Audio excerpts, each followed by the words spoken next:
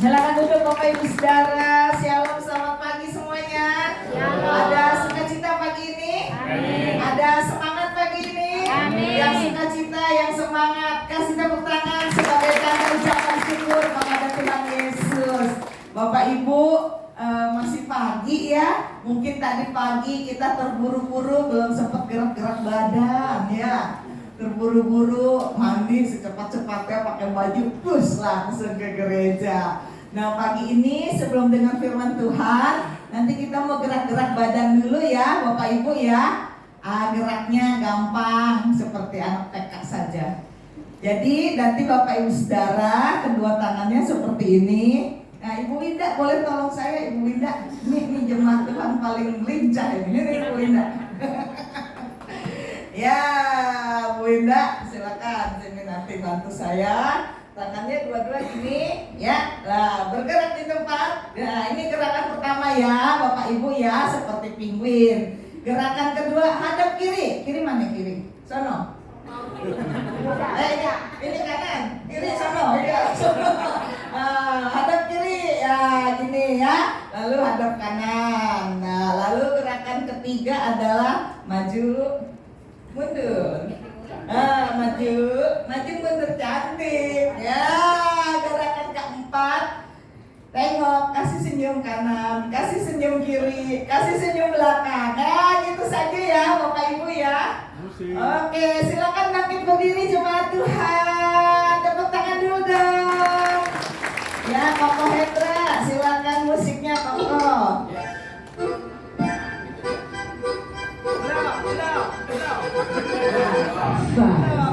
5, 4, 3, 2. Yang belakang mana yang belakang?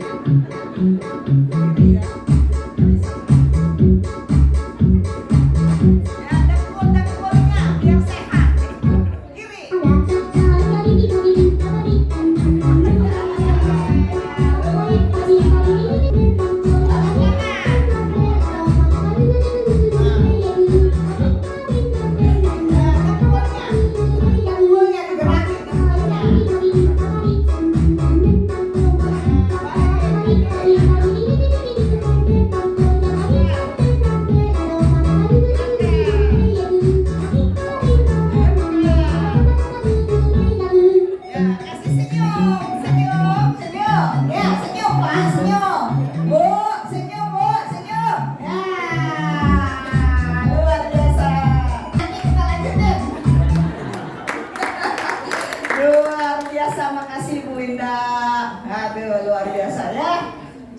Dengkulnya ya Bapak Ibu Saudara ya, sampai umur 90 dah masih pada kuat ke gereja, amin.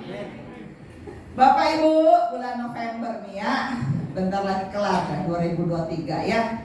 Ini minggu kedua ya Bapak Ibu ya, minggu kedua bulan November. Masih dalam rangkaian topik indah pada waktunya. Dia membuat segala sesuatu indah pada waktunya. Ya, ayat emas kita diambil dari Pengkhotbah pasal 3 ayat 11. Bapak Ibu yang dikasih Tuhan, kalau kita membaca Pengkhotbah 3 ayat 11 bahwa Tuhan membuat segala sesuatu indah pada waktunya, apa kira-kira yang ada di benak kita? Apakah ini sesuatu yang mudah? Saya pikir-pikir enggak juga ya. Kadang-kadang tidak mudah juga nih. Kita merasa ada jemaat Tuhan yang bilang, kayaknya kagak indah-indah Bu Tuti. Kata firman Tuhan semua indah pada waktunya. Kapan indahnya katanya? Perasaan kagak indah-indah katanya begitu ya. Saya bilang, Bu, sabar, tunggu waktu Tuhan. Kita manusia memang selalu inginnya yang instan, yang cepat ya Bapak Ibu ya. Cespleng begitu, maunya cepat. Kalau bisa hari ini doa, hari ini juga doa kita dijawab Tuhan. Ya begitu ya Bapak Ibu ya. Semboyan hidupnya kita kayak tahu bulat. Tahu bulat digoreng dadakan, begitu ya. Tahu bulat digoreng dadakan, kita begitu semuanya tuh cepat gitu. Tapi tidak bisa demikian juga. Gak heran lah kalau zaman sekarang banyak orang yang cepat ingin kaya, cepat-cepat ingin terkenal, cepat-cepat ingin sukses, cepat-cepat ingin sembuh, cepat-cepat semuanya maunya cepat begitu. Ternyata tidak bisa seperti itu juga. Segala sesuatu indah pada waktunya, menurut waktunya Tuhan, Bapak Ibu Saudara. Waktu kita punya anak masih kecil umur 2 tahun, lalu dia bilang, mami pinjem golok babi dong. Yang tajam dan besar itu, kita pasti tidak akan kasih, karena itu akan membahayakan dia. Waktu anak kita bilang, papi pinjem korek api, wah buat apaan gitu, kita pasti tidak kasih juga, karena kita tahu nanti membahayakan dia. Jadi demikianlah Bapa kita di surga. Ada doa-doa kita yang dia jawab iya, tapi ada juga doa-doa kita yang dia jawab tunggu nak, tunggu, belum waktunya, sabar. Tapi ada juga doa-doa yang dia jawab tidak, jangan nak, jangan, itu mencelakakan dirimu, itu membahayakan dirimu, jangan. Jadi jawaban doa dari Tuhan sedemikian adanya, Bapak Ibu. Ada yang iya, ada yang tunggu, ada yang tidak. Waktu masih muda, saya orangnya kan aktif ya Bapak Ibu Saudara ya. Dari SMP udah mulai berpikir itu caranya cari duit begitu. Karena saya dari keluarga yang prasejahtera Bapak Ibu. Jadi lulus SMP begitu, orang tua saya sudah bilang, sudahlah anak perempuan gak usah sekolah tinggi-tinggi, ntar juga punya suami kerja di dapur, cuma ngulek sambal bikin sayur asem. Ngapain sekolah-sekolah anak perempuan, udah lulus SMP juga udah bagus, begitu kata mak saya. Tapi saya menangis saudara, karena saya masih kepingin sekolah. Sedih dan rasanya itu menimbulkan traumatik yang dalam hati saya. Sehingga orang tua saya bilang, kalau lu mau sekolah, dari mana biayanya? Saya cari sendiri mak. Jadi sejak lulus SMP itu sambil sekolah, saya lakukan berbagai macam apalah yang bisa untuk menyambung sekolah saya. Beruntung masih sekolah di sekolah negeri, jadi nggak terlalu mahal dan makan biaya begitu. Jadi saya bekerja, cuci piring, bantuin tetangga cuci piring. Nanti saya dikasih uang. Bantu tetangga ngomong anak, bantu tetangga cuci gosok baju, bantu tetangga yang punya anak bocah untuk belajar calistung, membaca, menulis, berhitung. Les, ayo kumpulin. Ada berapa bocah tuh ya belajar gitu. Saudara, saya punya teman baik. Teman baik saya itu seorang penyanyi. Dia bilang, gak berapa lah kerjaan begitu Ti, capek lu yang ada, udah jadi asisten saya aja. Teman saya seorang penyanyi saudara, saya menjadi asistennya. Jadi di zaman itu papa dari teman saya itu punya seperti kayak zaman sekarang production house kayak begitu ya. Jadi suka ada acara begitu ya. Jadi papanya itu yang mendatangkan band musik, berikut penyanyi-penyanyinya begitu. Misalnya kayak acara ulang tahun, pernikahan, launching produk, ya begitu-begitu dah ya. Saya menjadi asisten dari teman saya itu saudara. Tugas saya apa? Saya ngurusin jadwalnya, siapin kostum bajunya, sepatunya, kan beberapa kali tampil harus ganti ya. Jadi saya bawain tuh perabotan begitu. Ya saudara, dari situ lumayan tuh, saya suka dikasih uang juga kalau teman saya itu nyanyi begitu ya. Di zaman itu yang lagi ngetop itu bebarengan itu penyanyi dangdutnya Mirnawati Dewi, Evita Mala, Mega Mustika, kayak begitu tuh, ya bareng-bareng tuh, suka show begitu. Lalu papa teman saya bilang begini, itu temen lu siapa namanya? Titi, kata saya nama sekolahnya Titi, saudara ya. Itu coba suruh dia belajar nyanyi dah. Potongannya boleh juga tuh anak, katanya. Saudara ya saya masih adalah uang untuk belajar ya. Saya belajar vokal. Tuh dekat Muara Karang. Zaman dulu mah belum begitu banyak saudara sekolah-sekolah vokal seperti zaman sekarang. Ini mah tahun 90-an, udah lama ya. Saya masih remaja tuh, masih segede anak kayak begitu ya sama Jessica begitu. Belajarlah saudara saya olah vokal nyanyi ya. Ya belajar do re mi begitu ya. Musik ya. Ayo gimana? Begitu net ya nyanyi ya do kayak gitu ya nyanyi tuh. Dapat 3 bulan dah. Dipanggil saya sama yang melatih. Ih GR nih kayaknya diajak rekaman. Dia bilang, ada apa kok ganteng? Ti, jangan marah ya. Minta maaf sebelumnya. Ih gak apa-apa kok ngomong aja. Udah oke kan suara saya kan? Kayak Mahmud ya. Begini Ti, kamu sebaiknya udahan aja ya ngelesnya. Begitu. Kenapa?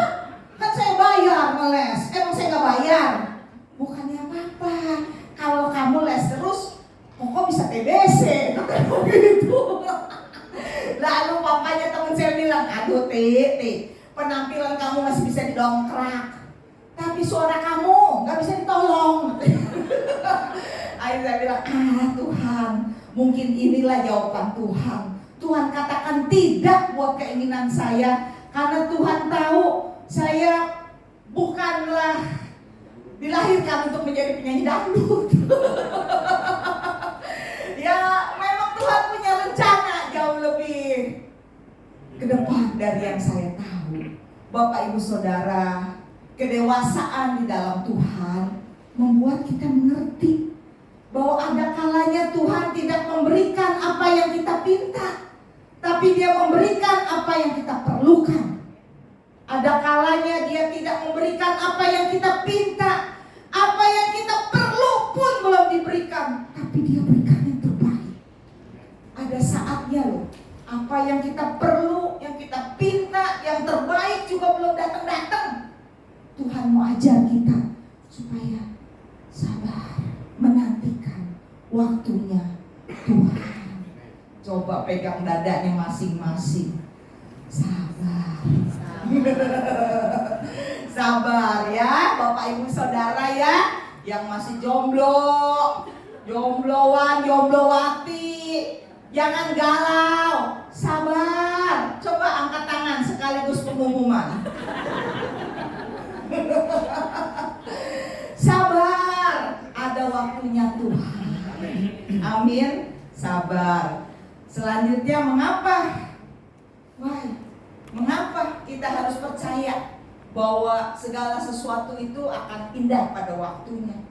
Ini harus kita cermatin. Yang pertama, kita harus percaya bahwa segala sesuatu akan indah pada waktunya karena Tuhan turut bekerja.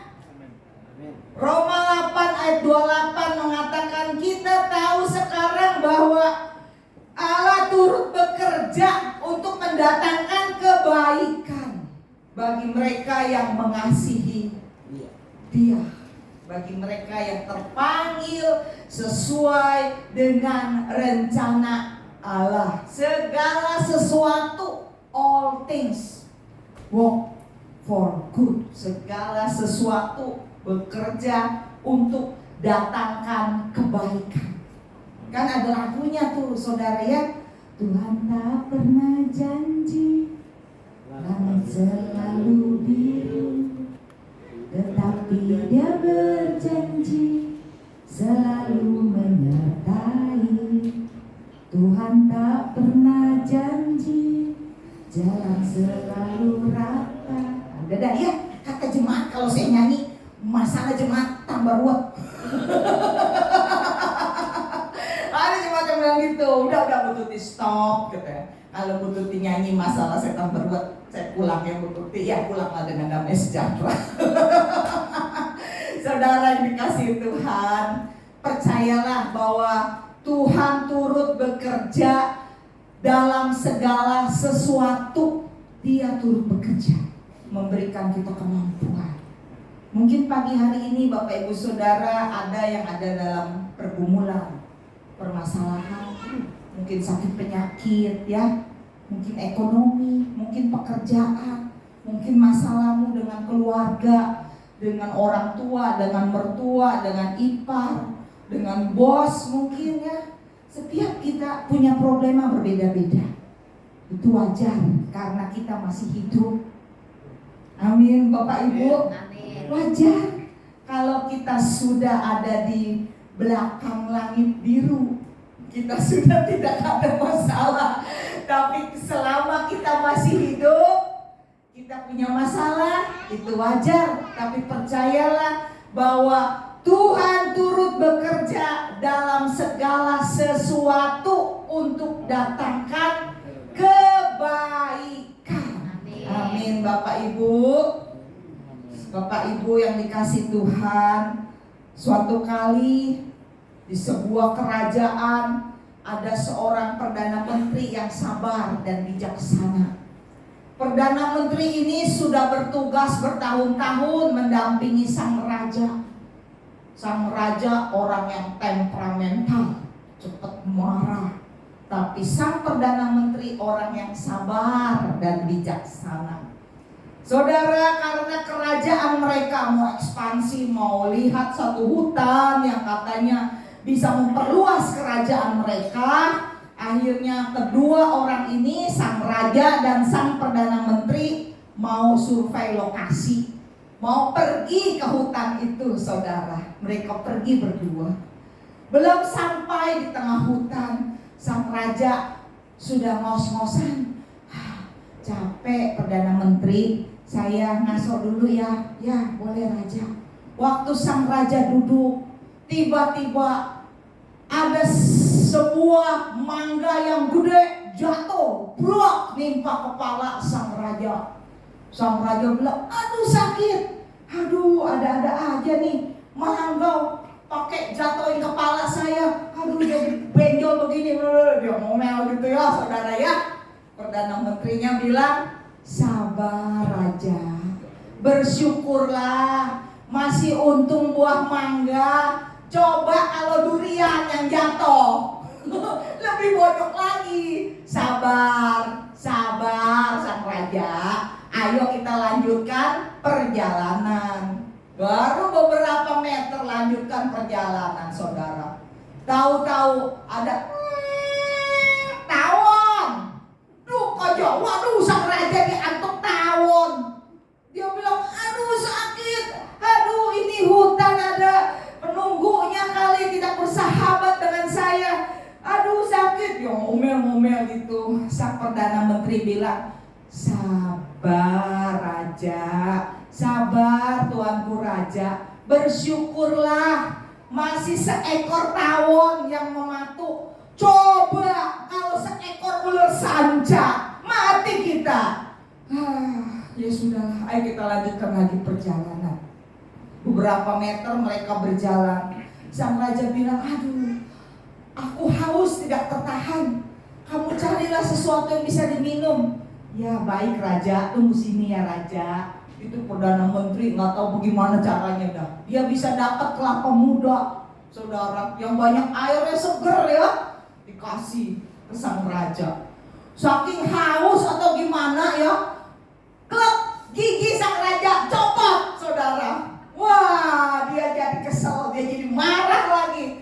Dia bilang, aduh, ngomel-ngomel begitu ya. Sang Perdana Menteri bilang, sabar raja, sabar. Kamu jadi Perdana Menteri bisanya sabar melulu. Kayaknya kita udah gak cocok.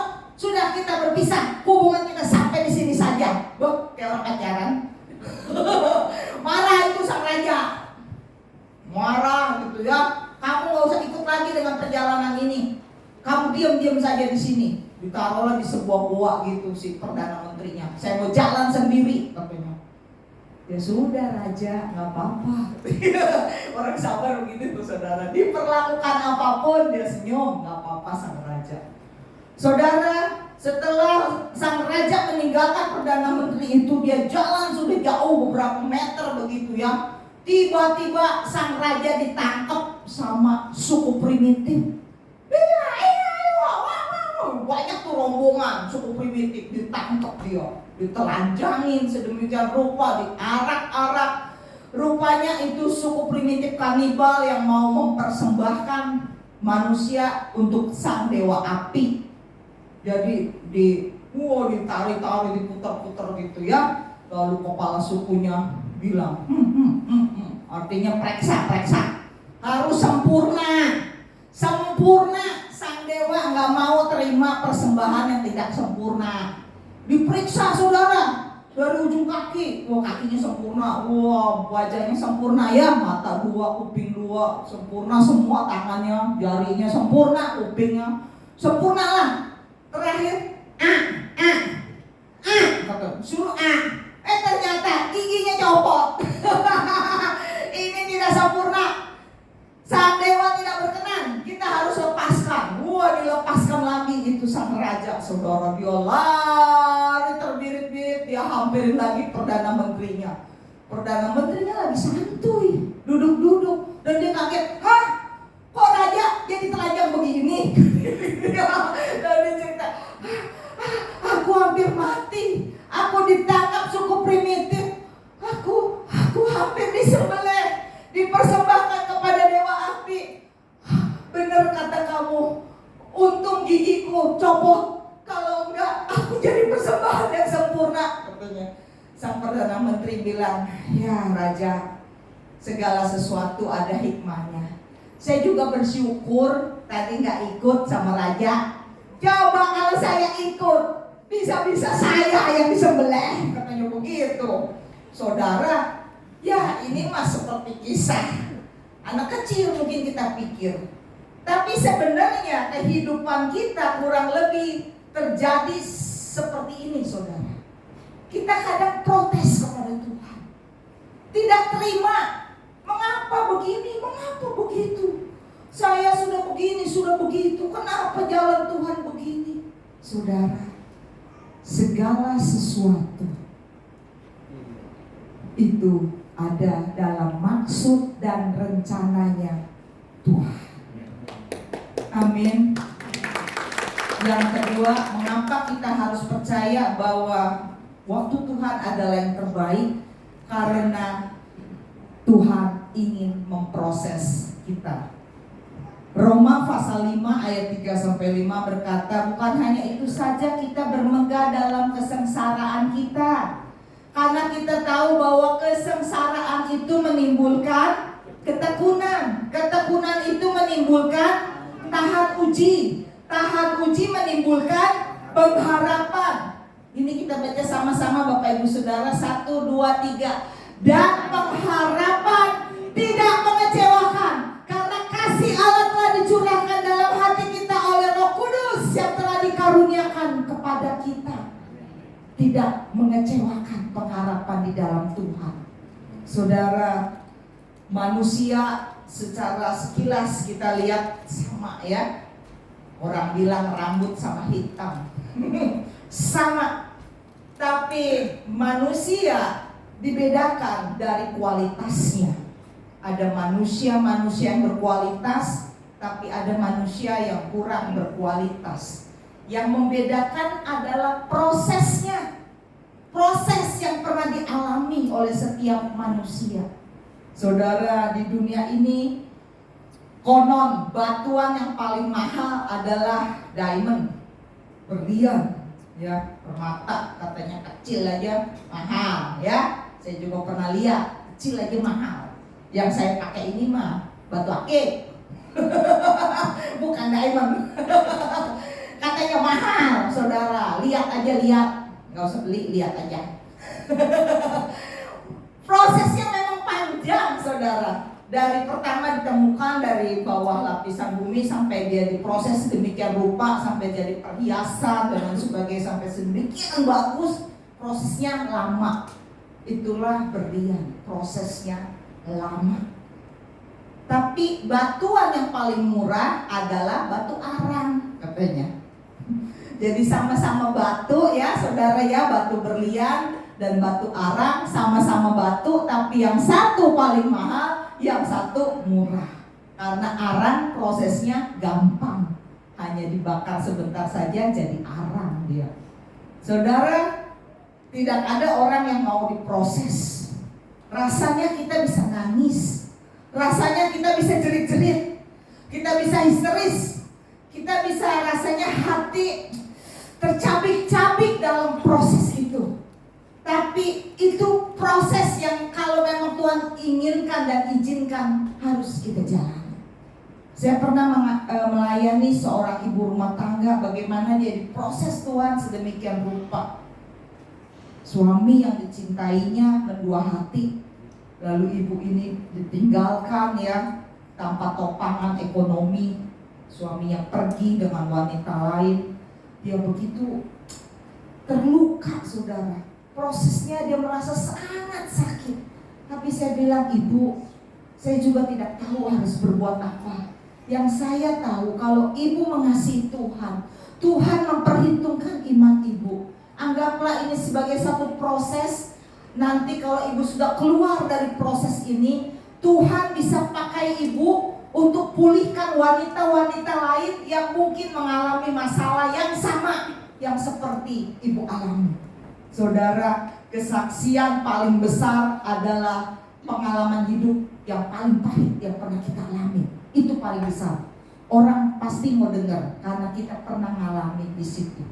Nah, saudara, waktu saya katakan begitu, ibu ini merasa diberkati dan dia berjuang, dia bangkit, dia doakan suaminya, dia introspeksi diri, akhirnya pemulihan keluarga terjadi ya, suaminya kembali. Dan puji Tuhan, hari ini di sebuah gereja lokal ibu itu dipakai untuk pemulihan, untuk melayani kaum wanita, ibu-ibu yang mengalami masalah yang sama yang pernah dia alami. Bapak Ibu, saudara yang kasih Tuhan, itulah proses. Saya punya satu video yang saya buat di tahun 2011. Ini masa-masa yang Tuhan juga proses saya berat. Akhirnya karena bosen, bete begitu ya, saya akhirnya banyak baca firman, berdoa, dan saya diberkati dan saya buat video ini. Gak bagus sih videonya, tapi cukup memberkati. Semoga ya, silakan Pak Hendra. Kita lihat sebentar ya Bapak Ibu ya, multimedianya lagi dipersiapkan.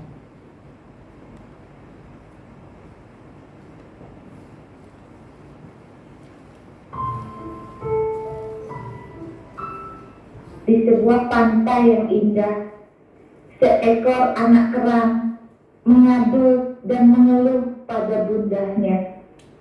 Ibu, tolong aku ibu, ada pasir tajam memasuki tubuhku. Ibunda kerang menatap anaknya sambil berlinang air mata. Anakku, Tuhan tidak memberikan bangsa kita, bangsa kerang, sebuah tangan pun. Maafkan ibu nak, ibu tidak bisa menolong kamu. Tapi sakit sekali bu, sakit sekali. Aku tidak tahan bu, aku ingin mati saja bu. Ibunda kerang hanya bisa menatap iba pada anaknya yang masih kecil, masih merah dan lembek itu. Duhai anakku, terimalah ini sebagai takdir alam nak. Kuatkan hatimu nak. Kamu harus berjuang melawan sakit itu. Berjuanglah nak. Balutlah pasir itu dengan getah perutmu. Ayo berjuang nak. Berjuang. Hanya itu yang bisa kamu lakukan. Ibunda kerang menasihati anaknya. Walaupun anak kerang itu tidak tahu apa maksud dari perkataan ibunya, tapi anak kerang itu taat. Setiap kali rasa sakit itu menyerangnya, dia membalut rasa sakit itu dengan getah di perutnya. Sakit bukan kepala. Walaupun dia menangis, Walaupun dia mencuri, itu, ia ingat tapi dia taat dengan perkataan dari bundanya. Ia lawan rasa sakit itu. Ia bertahan, berjuang dan berjuang. Hari berganti hari. Tanpa disadarinya, rasa sakit itu mulai tidak terasa lagi. Pasir yang tadinya jadi sumber rasa sakit, lama-lama terbalut dengan getah perutnya, berubah menjadi sebutir mutiara berharga. Mutiara yang mahal, mutiara yang begitu berharga, menghiasi setiap wanita-wanita kaya dan terhormat. Penderitaannya, perjuangannya telah berubah menjadi mutiara berharga. Kini anak kerang itu boleh berbangga hati karena perjuangannya telah membuahkan mutiara yang berharga. Dirinya merasa telah memberikan sesuatu yang berharga, lebih berharga dari sejuta kerang-kerang lain yang hanya jadi santapan orang di pinggir jalan. Terima kasih Kak Hendra. Bapak Ibu Saudara yang dikasihi Tuhan, ada banyak firman Tuhan yang kadang-kadang kita tidak mengerti. Kita kadang protes, kenapa begini sih firman Tuhan? Kenapa sih? Saya tidak paham. Tapi kita mau belajar seperti anak kerang itu, saudara.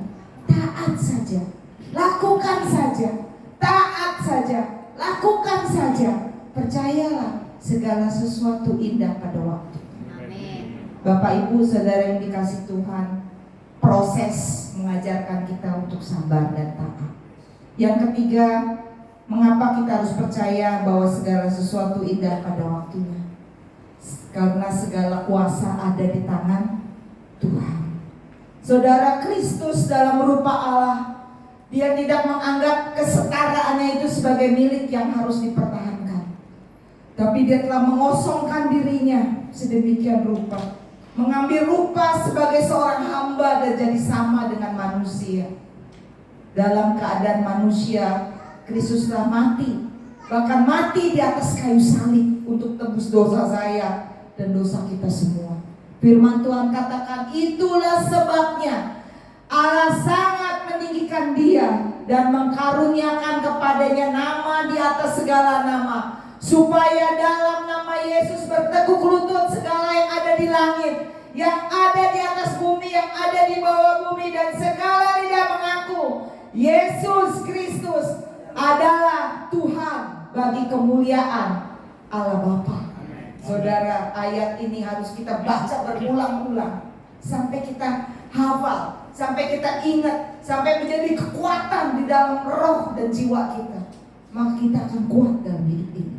Jangan takut terhadap apapun dan siapapun dan keadaan apapun.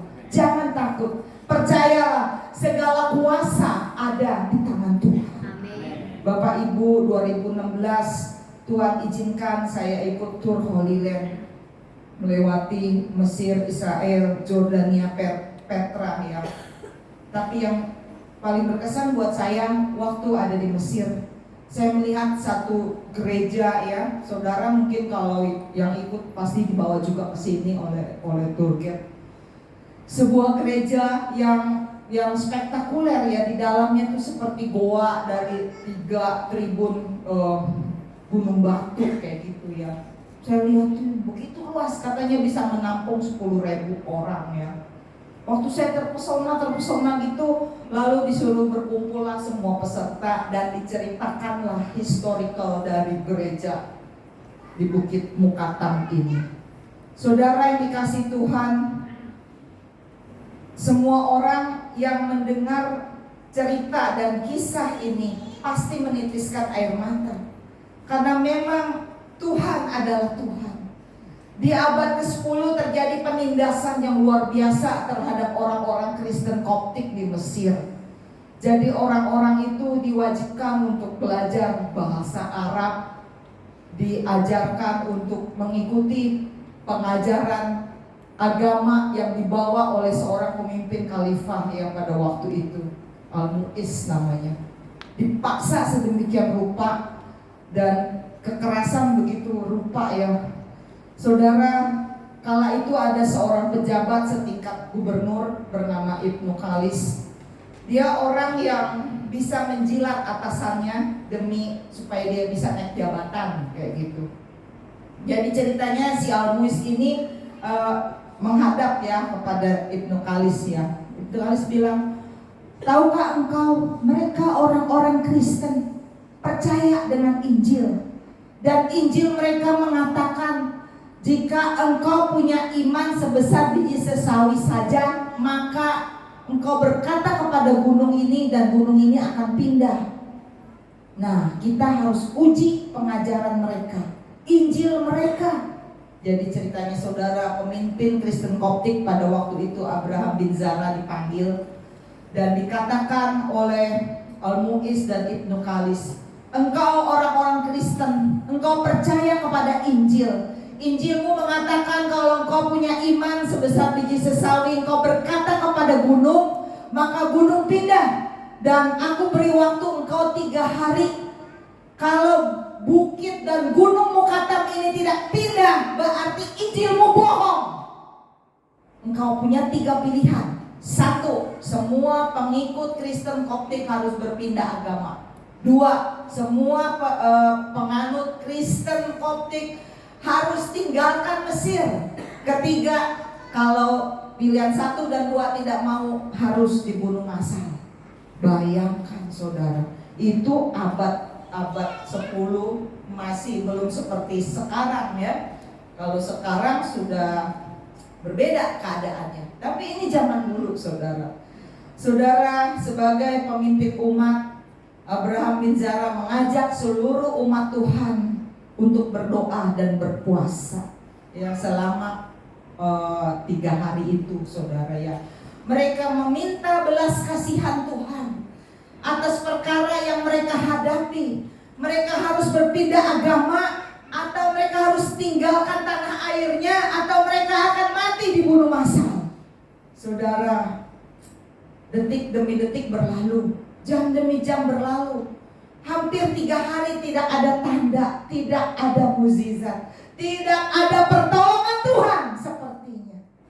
Abraham bin Zara dengan penuh kepasrahan dan air mata, dia katakan, mari yang percaya kepada Tuhan, sekali lagi kita berseru dan berdoa kepada Tuhan yang hidup. Saudara, mereka berseru dengan bahasa Mesir ya. Mereka menghadap barat 100 kali. Kami Eliezer gitu ya. Mereka tundukkan kepala. Menghadap timur 100 kali sambil berseru Kami Eliezer, yang artinya Allahku yang hidup, kasihanilah kami ya Tuhan. Seperti itu ya saudara ya. Sampai 400 kali mereka berlutut berdoa dan berseru seperti itu. Tapi belum ada mukjizat. Mereka dengan penuh kepasrahan dan air mata, mereka memilih untuk dibunuh massal. Karena mereka tidak rela berpindah agama, karena mereka sudah percaya dengan Tuhan Yesus Kristus. Mereka juga tidak rela tinggalkan tanah airnya, dan mereka pasrah di tengah-tengah lapangan itu. Saudara, di tengah-tengah kepasrahan itu, di detik-detik terakhir, terjadilah gempa bumi yang dahsyat. Sejarah mencatat gempa bumi di Mesir pada waktu itu paling dahsyat, sehingga Bukit Mukatam ajaib-ajaib bisa berpindah 3 kilometer dari tempatnya yang semula. Saudara, untuk memperingati peristiwa spektakuler itu, akhirnya dibangunlah gereja Bukit Mukatam ini, saudara. Berhenti. Waktu saya dengar, saya juga berlutut di situ. Saya bilang, Tuhan, ajar saya setia sampai mati. Ajaib Tuhan, segala perkara ada di tangan-Mu. Teguhkan iman saya Tuhan. Saya berdoa demikian. Bapak Ibu Saudara yang dikasihi oleh Tuhan Yesus Kristus, percayalah, waktu Tuhan adalah yang terbaik. Karena yang pertama tadi apa? Tuhan turut bekerja dalam segala sesuatu untuk mendatangkan kebaikan. Yang kedua, karena Tuhan ingin memproses kita. Yang ketiga, karena segala kuasa ada di tangan Dia. Amin. Tuhan Yesus memberkati. Mari Bapak berdiri, Bapak Ibu.